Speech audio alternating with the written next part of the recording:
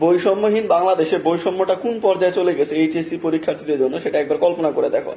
দুইটা বন্ধু, দুই শিক্ষা বোর্ডের, একই সাথে একই ভাইয়ার ক্লাস করতেছে, একই পড়ালেখা করতেছে, একই মনে করে যে পরীক্ষা দিতে গেছে, গিয়ে দেখা যাচ্ছে কারো পরীক্ষা হয়েছে ফাটাফাটি আর কারো পরীক্ষা হয়েছে মোটামুটি। কেন বলতেছি? এই অভিন্ন প্রশ্নপত্রের কারণে। কারণ দেখা যাচ্ছে এক এক বোর্ডে এক এক রকম প্রশ্ন করে, দেখা যাচ্ছে একইভাবে ক্লাস করে, একই বইয়ের উপরে পরীক্ষা দেয়, একই সিলেবাসে পরীক্ষা দিয়েও এক শিক্ষা বোর্ডে প্রশ্নপত্র সহজ হয়, আরেক শিক্ষা বোর্ডে পাস দেয়।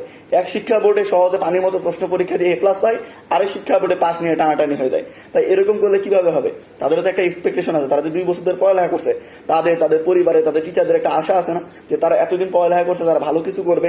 আপনাদের এই ধরনের অনিয়মের কারণে তারা যে বারবার পিছায় যাচ্ছে, এটা আপনাদের কল্পনা করা উচিত। বাংলা প্রথম পত্র, MCQ পরীক্ষা এগুলো দেখলাম, ইংরেজিতে রিটেন পার্টে দেখলাম, আজকে আইসিটিতে সেম জিনিস দেখতেছি। কোনো শিক্ষা বোর্ডে পানির মতো প্রশ্ন, কোনো শিক্ষা বোর্ডে কঠিন। আপনারা প্রশ্নপত্র ফাঁস করা আটকাইতে পারবেন, এটা আপনাদের ব্যর্থতা, এটার বিরুদ্ধে আপনাদের ব্যবস্থা নিতে হবে।